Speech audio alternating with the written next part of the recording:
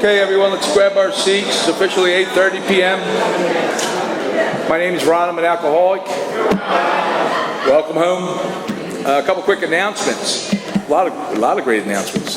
We have a workshop we're putting on. It's going to be either December 2nd or December 9th. It'll take place here all day, start at approximately 9 a.m. and run till 10 o'clock at night, all 12 steps. We're bringing Peter M. up from Florida. We have a couple high-profile people in AA that love AA, love the steps, love recovery, and this group's about having fun and enjoying life and enjoying sobriety.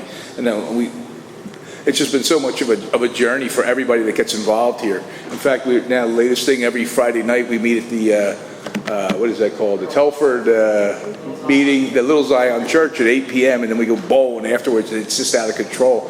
It sounds kind of funny, but it's really hilarious. Where's Jack? Is Jack here? He's our bowling coordinator. Nick is our second in command. So if you want more information on that, see us after the meeting. It's a lot of fun. It's good fellowship. We get to meet a lot of people and carry this message to them. So, and also on Sunday nights we have a treatment center commitment every Sunday. We go into treatment centers. It's ongoing. There's no requirements for you or anything like that. So if you like to get involved and carry a message and just speak to somebody, because you know how powerful that was with your own experience sitting in a treatment center and you're doing time in there, and some people from AA come out and they give you a message of hope and recovery. And it was really powerful and impactful to my life. And so today that's what we do. And so we're all about that service. Anyway, enough of that. And we've got the world's greatest chairperson tonight. Let's welcome our dear girl, Kara.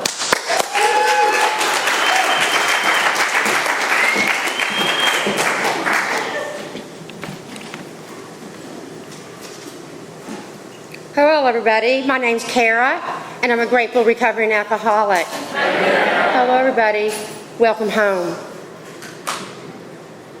This is a 1-hour speaker meeting that meets every Saturday evening at St. Paul's Lutheran Church, 301 North Main Street, Doylestown, Pennsylvania. Food and fellowship starts at 8 p.m. and speaker at 8:30 p.m. The business meeting for this group meets every Saturday at 7 p.m. to 7:30 p.m. right here. Please come early and join us. The purpose of this group is to provide a consistent message of hope and recovery through God reliance and service to others through the practice and teachings of the 12 steps. We record all speakers so that others may benefit from their message of recovery. If you wish not to be recorded, simply ask. This is an open meeting of Alcoholics Anonymous. The group would like to welcome everyone, especially newcomers. Is there anyone new or from out of town that would like to introduce themselves with their first name only? My name is Alexis. I'm a grateful recovering garbage alcoholic. Welcome. Hi, I'm Kelly. I'm an alcoholic from New York, PA. Welcome, Kelly. Hi, Brandon. I'm an alcoholic. Hey, Brandon. Welcome. I'm Derek. I'm an alcoholic. Hey, Derek. Welcome. Ed, alcoholic. Ed, welcome. Welcome, everyone. We're so glad y'all are here. The Conscious Contact Speaker Group encourages sponsorship. Would anyone with working knowledge of the 12 steps and willing to sponsor please raise your hands? Are there any announcements for the good of AA?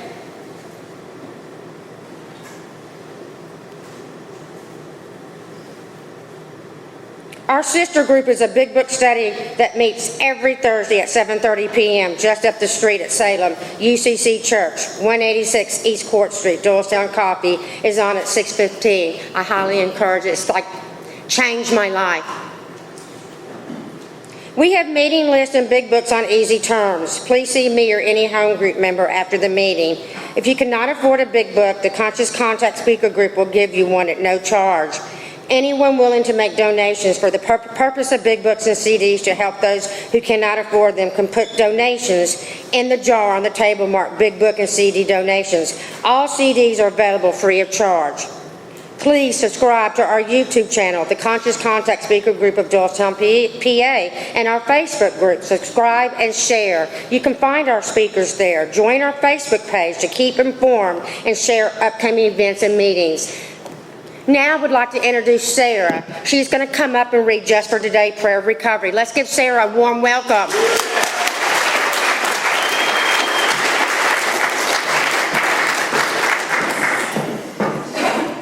Hi everybody, I'm Sarah. Welcome home, alcoholic. Just for today, prayer of recovery. Just for today, I will be agreeable. I will look as well as I can, dress becomingly, talk low, act courageously, criticize not one bit, not find fault with anything, and not try to improve or regulate anybody except myself.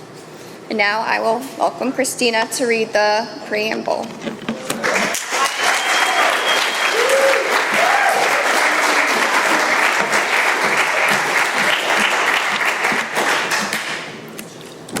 Sorry, where is it? Sorry, guys, I don't know which one it is.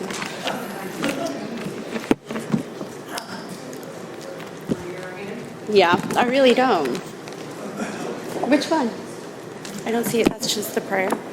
Oh, the back one, sorry. Sorry, I didn't see this one. Hi, Christina, alcoholic. The AA Preamble. Alcoholics Anonymous is a fellowship of men and women who share their experience, strength, and hope with each other, that they may solve their common problem and help others to recover from alcoholism. The only requirement for membership is a desire to stop drinking. There are no dues or fees for AA membership. We are self-supporting through our own contributions. AA is not allied with any sect, denomination, politics, organization, or institution. Does not wish to engage in any controversy, neither endorses nor opposes any causes. Our primary purpose is to stay sober and help other alcoholics to achieve sobriety. Thank you. And now we're going to bring up Noel for the 12 steps.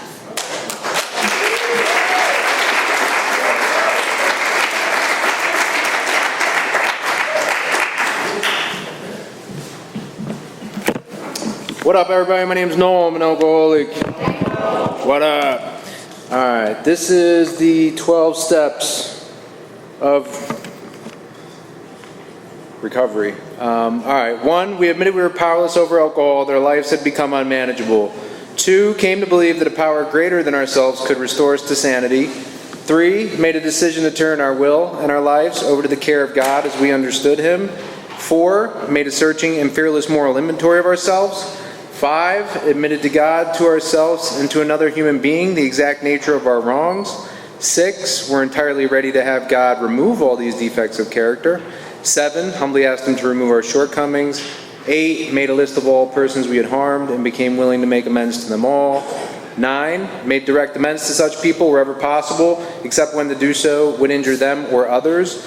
And 10, continued to take personal inventory, and when we were wrong, promptly admitted it. 11, sought through prayer and meditation to improve our conscious contact with God as we understood Him, praying only for knowledge of His will for us and the power to carry that out. And 12, having had a spiritual awakening as the result of these steps, we tried to carry this message to alcoholics and to practice these principles in all of our affairs. And I'm not totally sure who's after me, but it looks like Kara. So.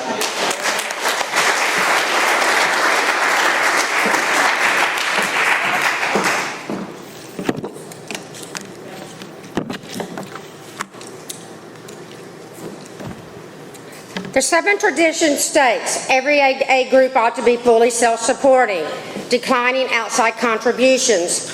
At this time, I would like to pass the basket. We have no dues or fees, but we have expenses. This group provides many services. Your donations cover food, rent, big book CDs, events, and workshops, etc. There is absolutely no smoking on church property. Please take a moment to silence all cell phones and limit movement during the meeting to avoid distractions. Now, I'd like to introduce the speaker as a good friend of the Conscious Contact Speaker Group. Let's all give Doreen L., all the way from York, PA, a warm welcome. Woo!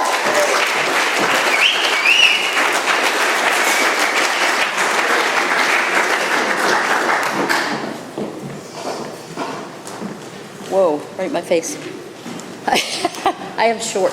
Hi everyone, my name's Doreen. I'm an alcoholic. Hey, Doreen. My sobriety date is August 9th of 98.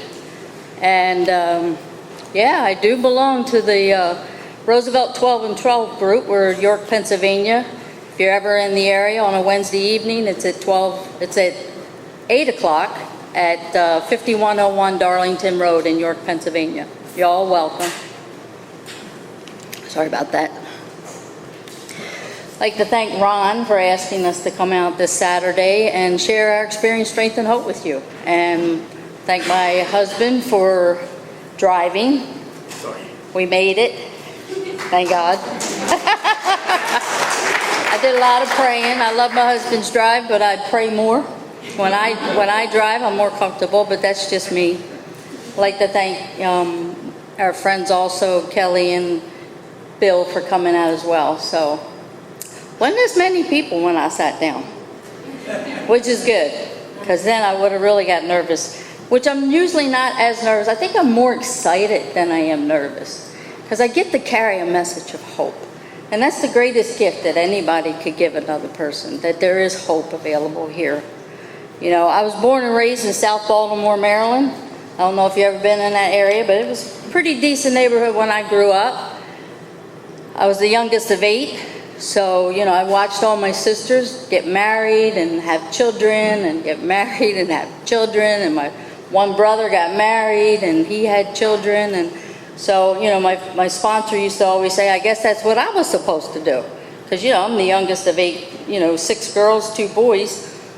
Well, my oldest brother passed way before I was born. So, you know, my dad had this thing. He said, when you're 18, you're no longer my responsibility. So you either get a job or find something else, but you're no longer my responsibility. So, you know, I found him in a bar where I hung out, you know.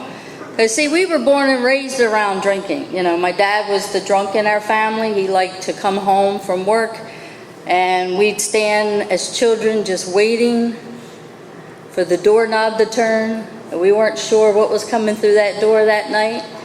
So we'd call, you know, my mom would say, we sit there, wait. Our reaction was to his reaction coming through the door. It was either hurry up, get upstairs, get to your room, or he seemed pretty, you know, decent. And we sit down and eat, and then my mom would probably say something like, how's the meal? And he's like, what do you mean? And then things would start flying across the table. And I didn't know normal people, you know, I thought that was normal for us, you know, that people didn't live that way. I thought everybody lived that way, for God's sake, you know. Just, you had to get used to, like, grabbing your plate if you didn't want it on the wall, because he loved to flip the kitchen table. I remember my sisters, when they got, you know, older and they were, had jobs, they would buy my mom, like, a whole new kitchen set on Christmas and Mother's Day, and she went through them twice a year, you know, because Dad kept throwing them up against the wall and breaking their legs. And so one time she got tired of them buying her kitchen set, so she just took cinder blocks, sat it up against the wall, and said, he can't flip it now, it's against the wall. See, you do end up learning some things growing up. So here it is, I'm, you know, right out of high school, I'm getting close to 18, so I met him in the bar. You know, he didn't drink. I thought something was seriously wrong with him, you know. I had probably my first drink at 12, Boone's Farm strawberry wine, and I didn't think anything of it. Never touched that again. But, you know, I remember just being around. It was birthday parties, christenings, sunny days, rainy days. You know, there was always drink involved. And I remember at the age of 18, I'm right out of high school, and I met him, and he didn't drink. He sat at the bar and he drank soda, and I was like, something seriously wrong with this man, because he's drinking soda, you know, in a bar. Nobody drinks soda in a bar, you know. So I met him, and then we ended up getting pregnant. So right out of high school, I got married, because you were always taught that you don't have a child out of wedlock. So we got married. I was 4 months pregnant. Really couldn't tell at that time. And then off to the races with that first marriage. You know, I was married to him for 21 years when I got to the rooms of AA. And then, you know, I figured, well, if one loves you, 3 ought to be good. So I had 3 kids by the time I was 24 years old. And I thought that was normal. You know, all of my life, and I look back in hindsight, and I always get this feeling like I was missing something. And I'm pretty sure the majority of us have that feeling. You know, like I'm not in the right, I must be adopted. I remember standing on my one sister's stairs looking out against looking across the inner harbor, and I was like, my family's got to be out there somewhere. This is not my family. Or I thought I was an alien and I was just waiting for them to come get me, you know, like, come get me. I'm done with this planet. Take me home. You know, a lot of things go through a child's mind when you're brought up in that type of environment. So at the age of 16, one of the thoughts, you know, that will cross my mind, this is funny, I don't know if y'all ever heard of this, but back in the day, you know, your parents would tell you don't have sex before you get married, because that's just like blasphemy. So I remember I was 16 and I was out in the car with some guy and we were starting to venture upon my womanhood, and my mom would pop in my head. You're not supposed to have sex before you get married. And I was like, oh my God, I got to get out of the car. It was like my mom's here with us. You know, that's my thought. I was like, I think my mom was an awesome form of birth control, I'm telling you. Because I would hear, every time I think about even getting in a situation like that, my mom would pop in my head. So that was good birth control. So I met him. We had a couple of fights before we got married. You know, that's just like love, you know. I remember him dragging me out of a bar on my first date because I liked to dance, he didn't. So there was another guy in the bar that liked to dance the way I danced. So we did that, you know, we got on the dance floor, and my husband didn't, well, boyfriend at the time, didn't care too much for it. So he kind of drugged me across 3 bar stools, and the bouncer caught him on the way out and said, you can't do that to her. And I just ran off. Not far from my sister's, and I stayed at my sister's that night. So one of the old timers that when I got sober used to say, you know what that is, Doreen, you know, because he's dragging me across bar stools. I was like, no, I was drunk and he didn't like me dancing with the guy I was dancing with. He goes, no, that's foreplay, because I married him later. You know, it was like crazy. He said, it's just the introduction, you know, for alcoholics. Now, my first husband wasn't an alcoholic, and you know, he'd always give me this ultimatum. You know, when I finally got to the point where we would go to the bar together, he says, you're not ready to go when I'm ready to go. He said, you find your own way home. So he'd have 3 beers and want to go home, and I'd have 3 beers and end up in somebody else's home that night. But I found somebody's home that night. I'm not proud of these things, but that's what happens, you know, when you're angry at him. I used to always say it's really hard to be with your husband in a bar. My motive, here's one of my mottos, was when I was home I was married, but when I was in a bar I was single. Now it's hard to be single in a bar with your husband there. And that guy's looking at you like, okay, I got to start a fight with him, and then, you know, I'm off to the races from that point on. So those were some of the good times. You know, I love the 80s. You know, I love the 80s. You know, we got married. We used to have cards. You know, we'd have drinking at the house. We'd have card parties. You know, he's from an Italian family, and I remember we'd like jump house to house for every season and every holiday, and so there was always drinking involved. You know, so it early on it wasn't a problem in a sense that, you know, my kids would laugh at me, and they were like, oh, look at mom's an alcoholic. And I was like, hey, I finally accomplished something in my life. You know, I love when the book talks about our drinking career, because that was probably the only one I had up until I got to the rooms of Alcoholics Anonymous. That was the only career I carried at the time.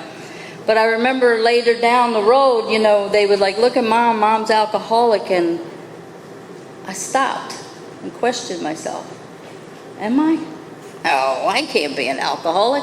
I don't drink before noon. I don't drink hard liquor. You know, the wheels of alcoholism starts turning and tells me why I'm not an alcoholic, because it doesn't want me to lose. It doesn't want me to give into this, you know, it wants me to give into the disease rather than do something about it. So, you know, I left him a few times, went back. Through the process, one of my cousins came from Florida, needed a place to stay, and, you know, stay, and mind pops up, free babysitting. because that's his room and board, he's going to have to watch the kids while I go out and drink.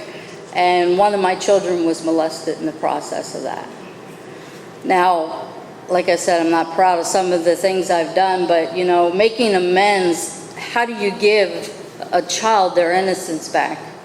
Because I knew what that felt like, because that happened to me throughout my childhood. And I couldn't tell anybody about it. So how do we give that innocence? Forgiveness? How do we ask for forgiveness? You know? But the 9th step says, I just make it right. Clean off my side of the street. And now that man is a retired Marine. And he has 4 children of his own, and thank God. And he loves his mother. He calls me on the way to work and calls me on the way home sometimes. So if you don't think the gifts of this program don't work, that's proof right there. That's proof right there. So right out of high school, like I said, into marriage, 3 kids. By the time I'm 24, and I'm not going to the bars as much as I used to go, you know. Why? It just don't, you know, it don't make sense anymore. I'm starting the withdrawal from basically, if you want to call it society, you know, I'm on my job and I don't want to be on that job. I'm with him and I want to be with his brother, and that happened, but it was in vice versa. I was with his brother before I met him. It's crazy how I look back in hindsight and I'm like, boy, that poor girl, I put her through some stuff. You know, so I'm at that job and those people over there amongst themselves talking, and I'll go over and say, who are you guys talking about? And they're like, we're not talking about anybody, Doreen, we're just talking.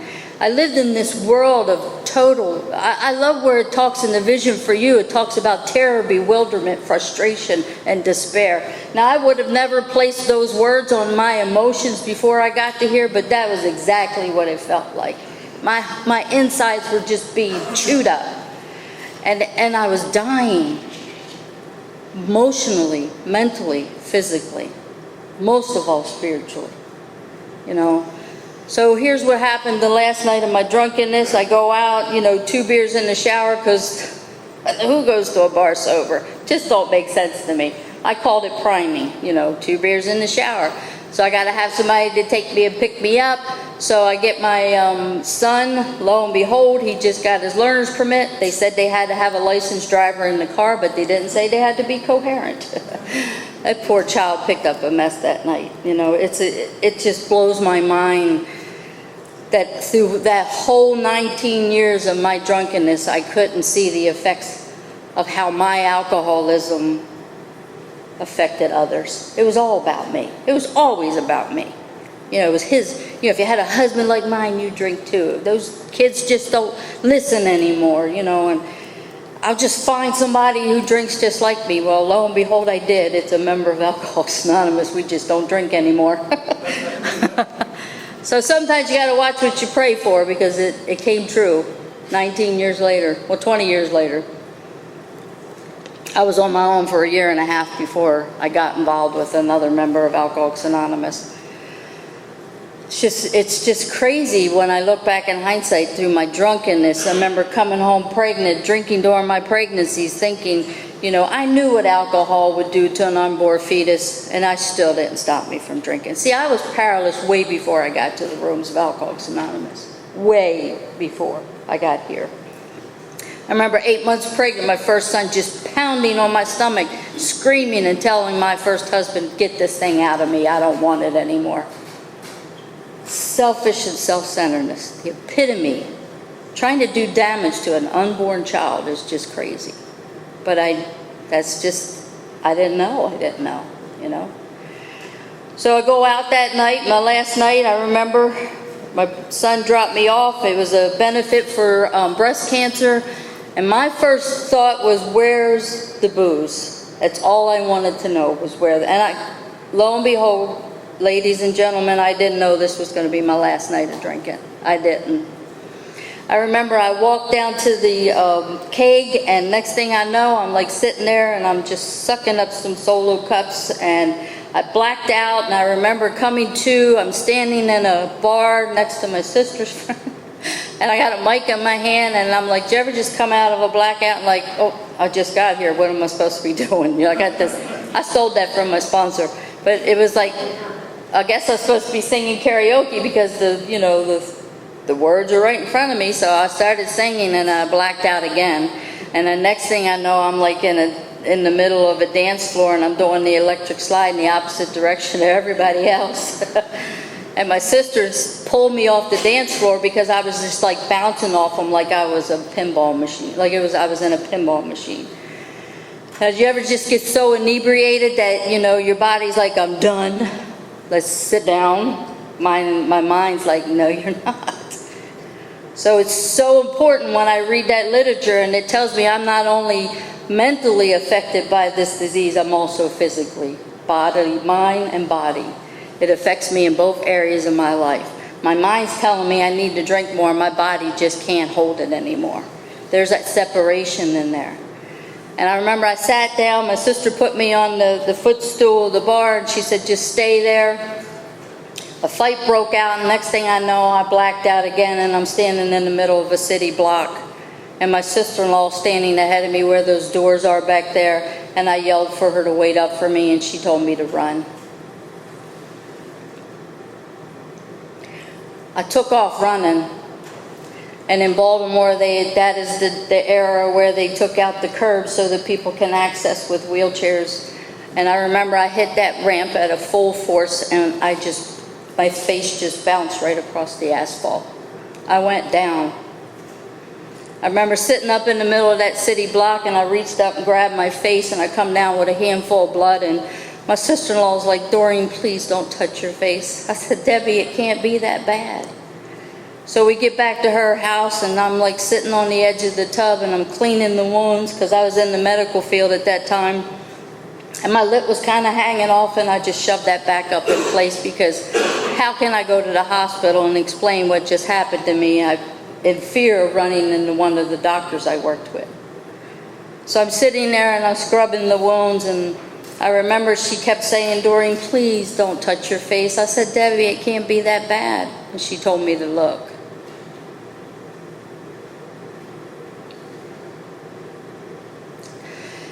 If I could give that look to anyone in this room, that would be the greatest gift I could pass on to you. And I saw myself for the first time. And I said to myself, "What the hell have you done to yourself this time?" I wasn't laughing anymore. It wasn't funny. I'd fallen many a times. I've woken up with bruises that I couldn't explain. But for the first time in my entire drunkenness, I saw me for the first time. And I called a member of Alcoholics Anonymous who was my brother. He has 4 years sober, more sober than I do, and he still does. And I saw a change in him, and he went to detoxes, rehabs. He's, been locked up. He's gone all the avenues that some of the stories I hear of Alcoholics Anonymous. And my alcoholism is telling me, you can't be alcoholic. You've never done any of that stuff.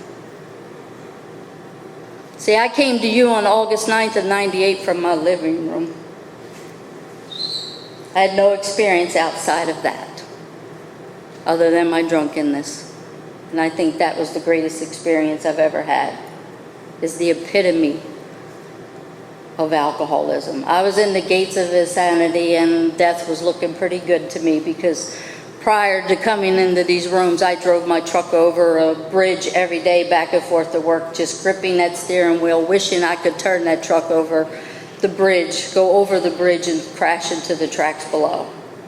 And those were sober thoughts, mind you. But I couldn't tell anybody about those sober thoughts because once I worked in the medical field and I knew where they put people like me if I shared that experience. And 2 years prior to that, I had a sister shot herself in the head because she lived with those thoughts and didn't tell anybody about it. So she took her own life because she couldn't handle it anymore. And I couldn't tell anybody about it because now I saw the devastation my family went through after seeing my sister blow her brains out. And then I'm thinking of these thoughts on a daily basis, and how can I tell them I want to drive my truck over a bridge every day because I want out? It's a hard thing to see your family go through knowing that you're thinking about the same thing. I remember at her service, my thought was not, oh my God, my sister just passed. You know what my thoughts were? Where do you get the power to do something like that? Because I want to do that, but I don't want my family to suffer. And here's the epitome of self-centeredness. I thought, oh, if I drive my truck over the bridge every day, guess what? My kids will be happy. I mean, how pitiful is that? I would never want my children to go without their mother. Watching my nephew go through it without his mother. You know, this disease is so cunning, baffling, and powerful, it will tell you you don't have it because it wants to win. So I called that member and they came over to my house immediately. My brother took me to my first 2-week meetings of Alcoholics Anonymous, and he kept saying, Doreen, you need to do these steps. You need to get a sponsor. And I didn't know what that meant, but he kept saying it to me. Now, I didn't know what a resentment was, but I was getting really upset with him. He would say to me, Doreen, you need to do these steps. You need to get a sponsor. And all of a sudden, I was hearing this whack, whack, whack, like Charlie Brown's teacher talking to me. I was like, okay, you know. I didn't say that to him because I respected his program. It was his program, wasn't mine yet. You know, it was his program. And I remember he kept telling me his sponsor was going to be doing a meeting 2 blocks from my house, and I went to that meeting a couple of times. I had a woman that was helping me early on. I didn't know what a sponsor was. I didn't know what any of the language of Alcoholics Anonymous was. But I had a woman who had me writing my first step. And you know what? I went home and did exactly what she told me to do. She said, I want you to go home and write 10 reasons of where you fear you're powerless over alcohol and how your life has become unmanageable. And I went home and wrote. I didn't know. I did what she suggested. And then I hung on to that for about 2 weeks. And then this woman came up from Baltimore that I knew because I saw her at a meeting in Baltimore when I went down to my brother, you know, down to some of the meetings my brother went to. And she was standing in the walkway and I walked up to her, but I don't want to miss this part. Because I like to say on August 9th, 1998, I asked my brother for help. And I hung around these rooms for 90 days. And what I mean hung around is I had no sponsor. I wasn't doing no steps. I was just living off the fellowship. And it was very inspiring. I felt the joy of living in these rooms. But something needed to change inside of me, and I didn't know that until now. I can only tell you that in hindsight. I heard old-timers speaking from the podium say, well, go to as many meetings as you drank, so I didn't drink on Thursdays. I started staying home on Thursdays. I'll tell you, unsponsored people, we can come up with some stuff. I'm telling you. I'll convince myself I'm not an alcoholic in a second. You know, I did. When my brother came over and he brought that big book and he started reading through it, he told me later after I was desensitized, because I was very sensitive when I got here, he used to say to me, he said, Doreen, I want to tell you, when that night I come over, he said, I was reading from out of the big book, and all you kept saying to me was, what are you reading that book for? You need to listen to me. Like an hour later, after I called him out of desperation, my mind changed very quickly. Because I remember after hanging up that phone, after talking to my sister-in-law answered, and she said, he'll be right there, and I hung that phone up. And it was like every bit of ounce of blood felt like it drained right out of my body, and the thought crossed my mind, oh my God, Doreen, you just committed yourself to Alcoholics Anonymous. And the next thought was, you're never going to be able to drink again. That scared me. Now, if I'm not an alcoholic, why would that scare me? The thought of not ever being able to drink again scared the life out of me. Literally. It just drained right out of me. And I was like, oh my God, I've just committed myself to Alcoholics Anonymous. Now, in hindsight, I can tell you that's the greatest gift I've ever received, was being whatever I considered committed to Alcoholics Anonymous. I didn't know what it was about. All I know is I showed up, and then I started like backing off meetings, and I remember my brother kept telling me, you got to go to this meeting. I swear he'll be there. This is like the third time. And I'm like, no, I'm not going. I didn't say that to him. My mind was telling me, because I would never say any. I don't like confrontation, so my mind would like crucify you. And I was like, okay, you know. And I show up at that meeting, and that when that woman was standing there, and I looked at her, and I was like, oh my God, what are you doing here? And she said, I don't know. Because she said, I was just asked to do this meeting 2 weeks ago, and I've never done a meeting that close in the 7 years that she's been sober. That's the first time she ever done a meeting that close together, 2 weeks apart. Now, I don't know if you believe in a power greater than yourself, but something convinced me that night that when the student's ready, the teacher will appear. And I remember hearing her talk about God and the 12 steps like I wasn't receptive to in the first 90 days of my recovery. But I remember before going to that meeting, I'm standing in my shower and I'm close to 90 days because I heard 90 and 90 from somewhere. I didn't know what it meant, but I'd never stayed sober 90 days in my life. And thank God for morning sickness, because that helped me stay sober for a while. But I remember I was like in my shower and I just snapped at my daughter and I was getting a little restless. I didn't know those words in that book, I swear, but I lived the experience. It's called Restless, Irritable, and Discontent. I snatched my daughter up, started yelling at her, started shaking her. And then I went up to get in the shower, and I remember I'm standing there and the water's pouring down me. And this feeling came over me. And I was like, God, help me. I can't do this anymore.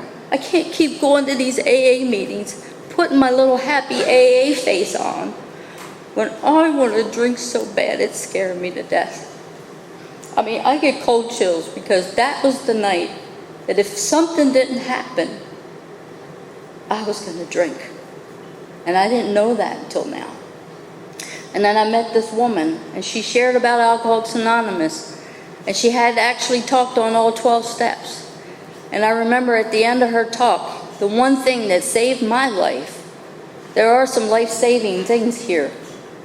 She talked about being a shell of a woman, and she said, because of God and the 12 steps and sponsorship, she said, I now stand comfortable in my own skin.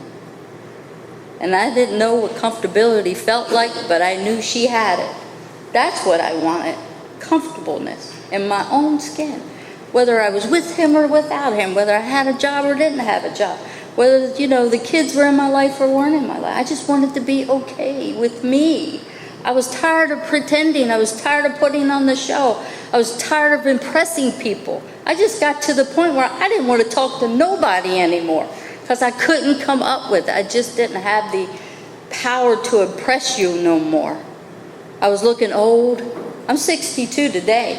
When I came in here, I probably looked like I was about 80. I was gray. And I remember my first husband said to me one time, we were putting up the pool, and he looked at me and he said, man, you're looking old. Like, thanks, I guess. You know what I said to him? Well, go find yourself somebody younger. Because we like to retaliate. He may have, I don't know. But no, I've met his new wife. But I remember, I'm standing in that shower, and then she talked about being a shell of a woman, and it seemed like everything started connecting. And then I remember she called on me in the meeting, and I was dumping something about how much I hated my father and all this stuff, and she said, hold it right there. She said, can you wait around until after the meeting? I'd like to talk with you. And I was like, yes. And then there was a couple of members that were here. Joe was one of them that was there with her that night, and two other gentlemen that went with her.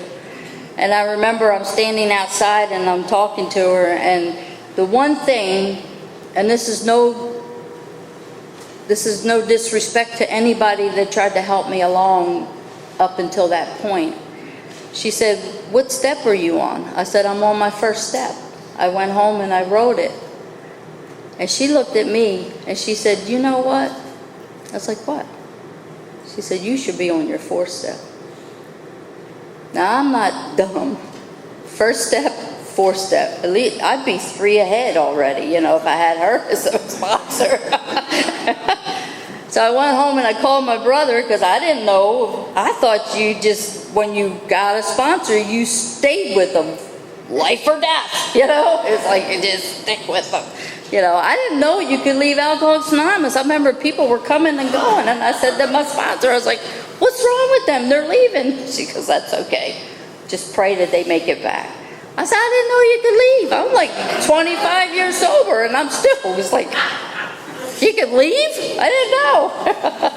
But no, I thank God I haven't left Alcoholics Anonymous, nor do I ever want to. This is a joy to live here. It is a joy of living.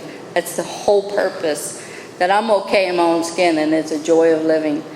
And I remember I called my brother. I said, you know, can I change sponsors? Because I don't know if it's like a protocol. You know, it's like asking somebody out for a date, you know. And he goes, sure. He said, if you want what she has, call her and ask her.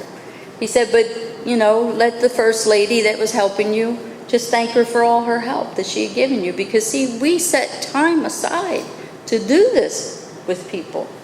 We give of our time. We give of our, you know, our experience. And I remember I did, and then I was on the phone, and I was like, hi, you know, I'm dying inside here. I just told you I wanted to drink going out to this meeting, you know, and 3 days later, I'm like, hey, how's it going? You know, I don't know how to ask somebody to be a sponsor. You know, the first lady, she was like a sponsor getter or something. That I forgot how they do it. I think there was a guy in that group as a sponsor getter. If you need a sponsor, you go to him and then he gives you to somebody else. Believe me, there's a lot of stuff goes on Alcoholics Anonymous. I've seen it in 25 years, believe me. It might not be Alcoholics Anonymous, but it goes on in Alcoholics Anonymous. And I remember that, you know, I called her and I'm like, hey, how you doing, you know? I don't know what to say. I don't. And she goes, so what are you asking? You know, thank God she gave me the out. I was like, well, I was wondering if you'd be willing to sponsor me. And she said, can you meet me Sunday? Now, this was Thursday night. She said, can you meet me Sunday at this meeting? And I showed up. She gave me 5 directions. She said, I want you to pray in the morning, ask God to keep you sober. Clear-cut directions. She kept it simple, thank God. Because, you know, I wasn't a religious person, nor am I religious today. I believe in a spiritual connection. You know, I remember that she said, pray in the morning, say, God, keep me sober, read 2 pages of the big book. She said, call me once a day, and then we'll go to a meeting. And then she said, when you go home at night, you thank God for keeping you sober. Whatever power is out there. See, I was brought up in this religion of your parents told you you can go to church if you want to. If you don't want to go to church, you don't have to go. But I knew of the Lord's, or the, what is it, the prayer, now I lay me down to sleep. God, that scared me when I was a kid. It was like, now I lay me down to sleep, I pray the Lord my soul to keep. If I should die before I wake, I pray the Lord my soul to take. I was like, the Lord's going to come take my soul in the middle of the night. Oh my God. I couldn't sleep. Every noise I heard, I'd wake up as a kid. It's like, oh my God, he's going to take my soul. That was just my imagination I had a vivid imagination growing up as a kid. I'd have like what I was going to tell you all about you next time I see you, and then I'd see you and I was like, hey, how's it going? You know how you got the stories? Oh, I'll tell her. Never did. She's probably still never going to know what I was going to tell her, because I couldn't remember it myself. So I met with my sponsor. She gave me those directions. I went home, and, you know, the journey begins. Within 2 weeks of her sponsorship, I was doing a 4-step. Within 2 weeks of that, I was doing a 5th step. Within 2 weeks of that, I was writing my 8th, and 2 weeks of that, I started out on my 9th step. I didn't know. It worked. I remember I was going to internationals. I remember the first time I ever got on an airplane was when I went to Minneapolis, Minnesota for an international in 2000. I was mesmerized that I'm even getting on a plane. I ain't never stepped foot in the airport, let alone get on a plane. And I was just so at peace.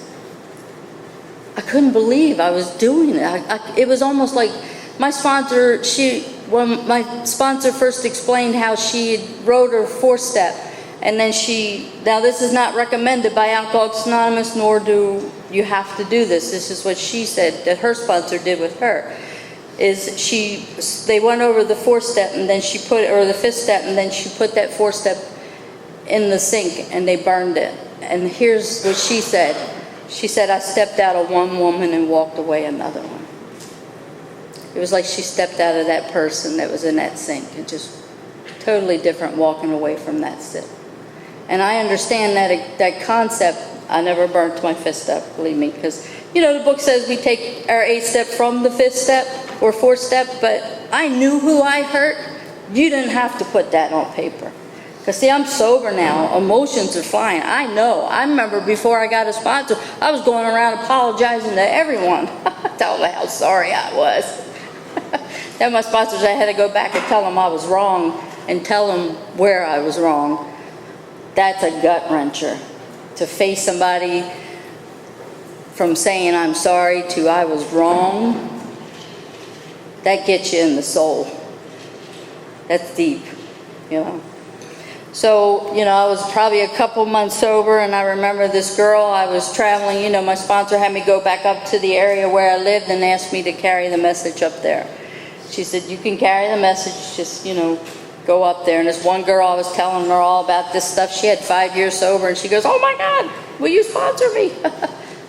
I don't know.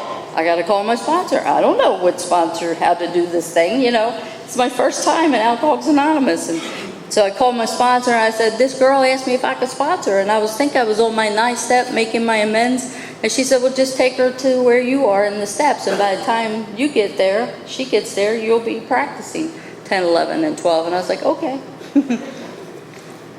Hey, I followed directions. If you told me to stand in the corner on my head, I probably would have did that if I thought that was a recommendation to stay in Alcoholics Anonymous. So when I got to 12, I remember I'm like going around meetings and, I love how the big book describes it as spiritual intoxication, because I was high on God, I swear. I was going around, God, God, God, God. I was going to my family. You need to see, you need to get God. My first husband, when I was still with him for 1.5 years in my sobriety, and I remember y'all need Al-Anon, they need Alateen, and if there's an Aladog, he's going too. I swear, they're all going. Like, let's go. We're going to be a AA family. I don't know what that is, but we're going to be one, And I remember, this is so funny. My first marriage, my sponsor, she said, are you willing to let go of whatever stands in the way of your recovery? And I was like, yes, I am. So my husband said something to me. I didn't like what he said, and it was getting in the way of my recovery. I left. I called my sponsor. She said, where are you? I said, I'm at my sister. She goes, what are you doing with your sister? I said, I left him. He got in the way of my recovery. She said, no, you got to go back and do it right this time. She said, when you leave a situation, you got to know that you've done 100% on your part to make it right. I was just ready to leave. See, that's what I did in the past. If he said something like, you're old, I was like, okay, I'll find somebody younger. Or you go find somebody. I would always leave. I was always an escaper. If I didn't like what you said or how I felt, I escaped the situation. I had 3 affairs on my first husband. Joe and I have been together 17 years. I never thought once to even have an affair on him. And that blows my mind. Because I love the man for who he is. See, I didn't know who I was back then. So I thought it was in him. I always liked that song, looking for love in all the wrong faces and looking for love in too many faces. And I'm the one that fell to the depths of despair. I remember, I'm going through this process and I'm making the amends. And, I remember my first husband, when I met my first husband, he had a 5-year-old son when I met him, So I was like, what was I thinking? It was like, so we would get him, and then as he got older, he came to live with us, and I had to go out and make amends to him because, see, I carried this hate towards that child because he would take their father's attention away from them. And I was like, he'd walk in one room. If I walked in one room, he would walk out and go into another one. This boy is 6'3", about 340 pounds, and he'd sit in the same room with me, and his foot would go a mile a minute just waiting for me to attack him. Because that's what I do. I attack you. If I don't like what you're doing, I'll attack you. And I don't know how to filter that. And I remember I took him out as usual, like my sponsor said, through the men's. She said, you call them, you make the time at their convenience, because we've wasted enough of their time already. She said, at their convenience, you make the time. And I remember calling him up. I said, hey, Brian, this is Mom. I said, look, there's a thing, as the book describes, there's a step in our book that we have to set right any mistakes that we've done in the past. And I need to set a time and day up for me and you to meet, and it's at your convenience. And he gave me directions on where to meet him, and I did. And we're sitting in this restaurant. Now remember, he's like 1.5 feet taller than me, because I'm 5'1". You know, he's taller than me. And I remember I'm like sitting there, and I was like, Mom, you know, I went into, look, I can't change the past, but I know if I continue to do what I'm doing, I'll never have to be that woman again. And I went through the litany of where I believed I'd harmed him, and then I said afterwards, I said, now, is there any place that I've harmed you that I hadn't already brought to your attention? And he's like, well, Mom, you were a big B. I accept that. I wasn't offended. See, I knew I had to clean my side of the street off. Whether he accepted or not is not my business. I had to clean my side of the street off. But the greatest gift is, we got ready to leave, and I told him, I said, Brian, I love you. And he picked me up, this far off the floor. And he hugged me and spun me around in that restaurant. And I knew in my heart, I could love him for who he was and not who I thought he should be. That's a gift. See, we love people for who we think they should be to us, not for what they need to be for themselves. I tried to buy my children's love. I remember all the time, get out of my face. Go away. Go to your friends. Go there. Go here. Everybody was at a distance in my life. I kept them at arm's length, because if you get too close to me, I'll have to hurt you, because I was hurting myself. You know? So I went through the process of the amends. You know, my dad passed before I got sober. I remember I didn't know how to make amends to him, because he's already gone. You know, he's passed on. And my sponsor said, do you know where he's buried? I was like, yeah, I know where he's buried. She said, I want you to write your amends on a piece of paper, and you're going to go to the cemetery and read it to him. So I did exactly what she suggested, and I remember I'm sitting at the cemetery. She said, take a pencil and push it down in the dirt next to him, and you're going to roll that up, and you're going to stick it down in the paper, you know, next to the headstone. And I did that. And I remember I'm sitting there after I made my amends, and it was a beautiful, you know, summer day, and I'm sitting there and I'm reading my little big book, and this wind had passed through me. For the first time, I loved my father, and I felt it. I could always tell him I loved you, but I never felt it. I just said it because that's what they say. I always used to say I hated my father, which was wrong. I just hated my father's actions. It had nothing to do with the person himself. And I hated him because my mom hated him. I always picked up other people's hatred and carried it with me. Because she didn't like him for the way he acted. I didn't like him for the way he acted. But then when I realized he suffered from the same disease that I had, I could forgive. And then I remember going through the rest of the process. 10, 11, and 12 is a daily thing, but I think all 12 steps is basically a daily living. You know, when I started practicing 10, 11, and 12, after I did my fifth step, I was sharing with the girl, Kelly, when I was outside. I remember saying, you know, I was sitting there. My sponsor told me to go home and do what it says in 6 and 7. And it says it's only a paragraph, but I'm telling you, it's got a potent effect if you're honest on 4 and 5. It has a strong effect. And I remember I was sitting there and, I was getting ready to leave. And my first husband, he calls me on the way out and he said, could you stop on your way home and pick up some milk? And that resentment came right back up, but I got home and did exactly what the big book suggests. I did everything to the best of my ability is what that big book suggests. My sponsor always said, it's rather to improve on something you've done than not do it at all. So I remember going home and I'm sitting on the edge of at the edge of my bed, and I did with the books, I'm going through the pages and I'm reading this person that I had become on paper. It's staring me in my face. And then I got down on my hands and knees and said that 7-step prayer, and for just a moment, which seemed like a lifetime for me, I was at peace for a moment. I remember I started crying, but it wasn't cryings of pain or it was like cryings of joy. Like, oh my God, something had happened inside of me and I didn't have anything to do with it.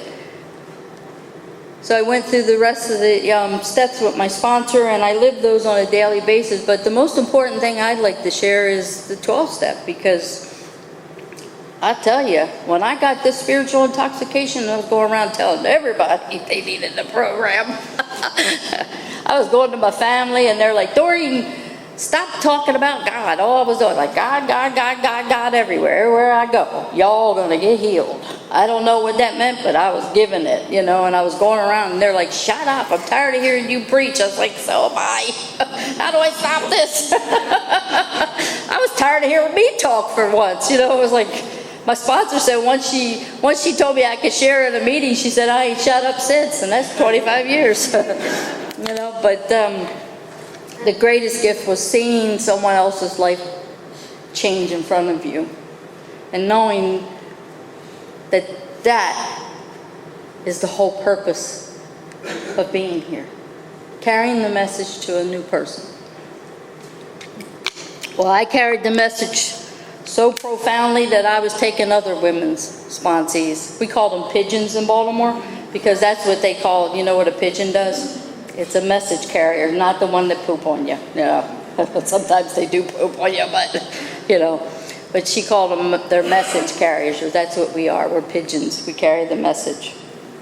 Do we have a time limit on? Okay, I'm almost finished. I feel God closing it. So I'm going around like all the meetings, and I see the girls, when they raise their hand, they say they're newcomers. I was like, one girl, I was interrogating her so much, she's like, why are you interrogating me? I said, because that's what I'm supposed to do. I don't know. I'm going, what, you have a sponsor? You in the steps? Where's your home group? I'm going around telling them, interrogating the heck out of them. And they're like, but I'm going to cure you. No, I can't. I can't cure you, thank God. But I didn't know. It was fun. If I look back now, I'm like, whew, I was a crazy girl going around these rooms. I was feeling the love, the happiness, the joy. Oh my God, I couldn't wait to tell people about it. I was so touched by the Spirit. I was just like telling her, you don't want what she has, you want what I have. Come over here. Oh my God. I was sick and tired of me. I couldn't stop it. I was like, what do I do? Pray and meditate, it'll go away. Phew, thank God for meditation,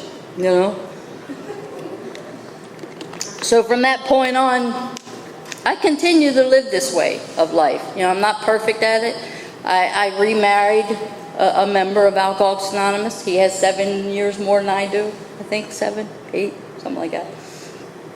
I wasn't looking for love in Alcoholics Anonymous, believe me.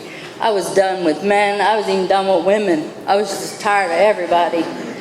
I don't think I'd ever go that way, but there was a thought once in a while, Yeah, you never know. But I remember I was just like, he asked me out 3 times, and I was like, no, because I was too happy, and I ain't letting you screw it up. Because I thought men screwed up everything. It was like it was his fault. So I got to a place where I'm like, nope, I'm happy, thank you, I appreciate it. So he asked me out twice, I think it was 3 times the last time here's our first date, a gypsy funeral. Yes, that is an Alcoholics Anonymous, that's a date. He invited me to a gypsy funeral that he grew up with in the carnival. And he asked me if I would go with him. I was like, sure, I'll go to a gypsy funeral. I don't know what it is, but they party, man, they party. But from that point on, the greatest gift I have today is time.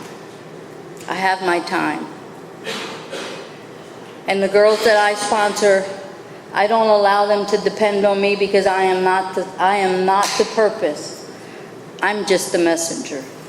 I will share my experience strength with you. If I don't have it, I'll find somebody who does, because there's a world of experience in Alcoholics Anonymous. I don't think you got to go anywhere else to find it.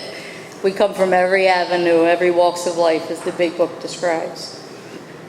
So I'd like to thank you all again for coming out. Thanks for the food and everybody's service tonight. It's been a gift. It's been a great honor. I love carrying the message, and I can't wait to get home and play with my puppies. Thank you.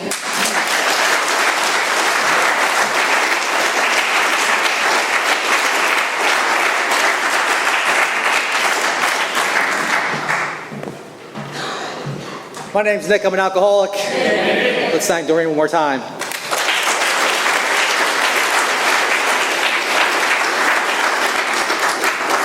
Thank you for an incredible message. It was fantastic. And if you haven't experienced what she was talking about, please, if you're in pain or suffering and confused and need help, please ask for help. Find somebody after the meeting.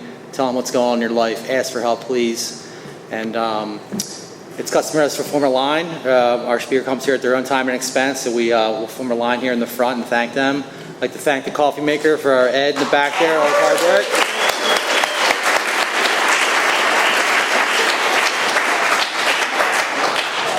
We could use some help cleaning up. All the chairs on the floor can go on the rack on the back there on the left. And if you care to join us, we'll close with the Lord's Prayer. And we will circle up.